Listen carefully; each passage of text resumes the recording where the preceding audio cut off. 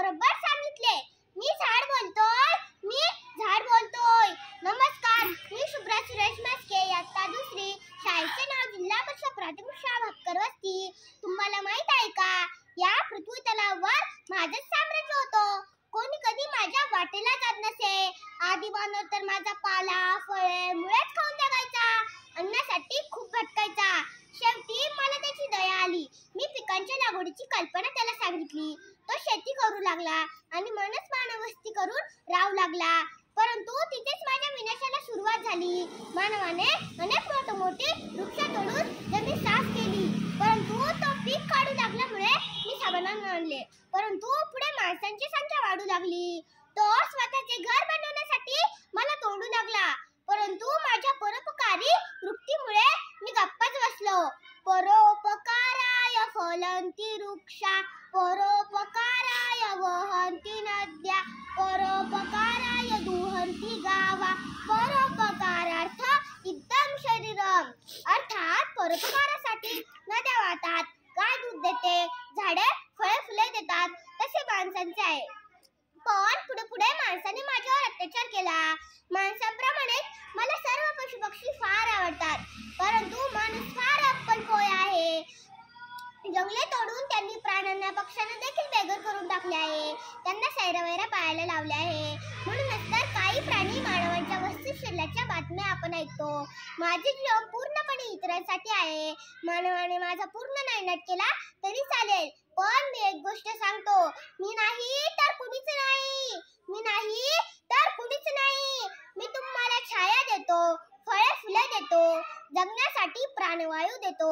इतर उपाय माझे आहेत. तुम्ही आजारी पडला तर तुम्हाला औषध देऊन वाचवतो सुद्धा.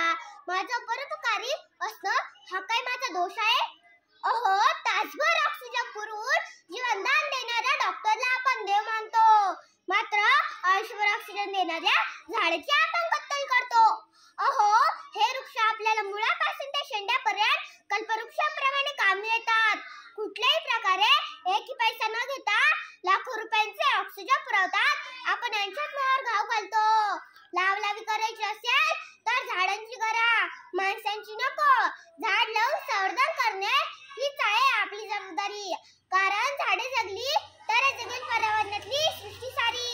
वृक्षारोपण आणि संवर्धन केल्याने पावसाचे प्रमाण वाढेल, शेतात पिके चांगली येईल.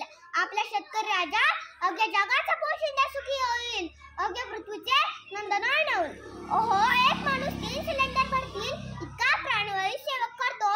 एका सिलेंडरची किंमत 700 रुपये, म्हणजे एका दिवसाला 2100 रुपयाचा ऑक्सिजन लागतो. ह्या हिशोबाने दर वर्षाला 7,66,500 रुपयाचा ऑक्सिजन. सरासरी माणूस 65 वर्षे जगला तर 5 कोटीचा ऑक्सिजन लागतो. हा ऑक्सिजन झाडे माणसांना फुकट देतात. आपल्या ऑक्सिजनची सोय व्हावी म्हणून तर आपण झाडे लावलीच पाहिजे. माझी शाळा जिल्हा परिषद प्राथमिक शाळा भक्कर वस्ती येथे यावर्षी चला ऑक्सिजन पेरूया हा उपक्रम आम्ही राबविला. शाळेतील मुलांनी प्रत्येकी 5-5 झाडांची आणून शाळेत रोपवाटिका तयार करण्यात आली, परसबाग तयार करण्यात आली. तर त्यातून आम्हाला ज्ञानरचनाचेही धडे शिकवले जातात. शाळेपासून ते घरापर्यंत, घरापासून ते समाजापर्यंत या उपक्रमात सहभागी होऊया. घरातील मंगल प्रसन्न कार्यालयात झाडे लावण्याची व वाढवण्याची गरज आहे. तुम्हाला जर सुखाने आरोग्य जीवन जगायचे असेल तर झाडे लावा, झाडे जगवा. ओसाड जागा झाडांनी साजवा, झाडे तोडणं लगेच थांबवा, मगच म्हणता येईल ओसाड उजाड जागा होतील सुंदर बागा. ओसाड उजाड जागा होतील सुंदर बागा. शेतांना, मळ्यांना, फुलांना, फळांना नवीन बहार देऊ. शेतांना, मळ्यांना, फुलांना, फळांना नवीन बहार देऊ. आपण सर्वांनी माझी कथा आणि व्यथा ऐकली. शेवटी झाड म्हणून एवढंच सांगेल की रवींद्र भट म्हणतात, झाड म्हणतं धारा दे, वासरू म्हणतं चारा दे. झाड म्हणतं धारा दे, वासरू म्हणतं चारा दे. सृष्टीमधल्या चराचराला देवा सौख्य निवारा दे, देवा सौख्य निवारा दे. तृणकोंबांना प्रकाश दे, नवा अंकुरांना विकास दे. तृणकोंबांना प्रकाश दे, नवा अंकुरांना विकास दे.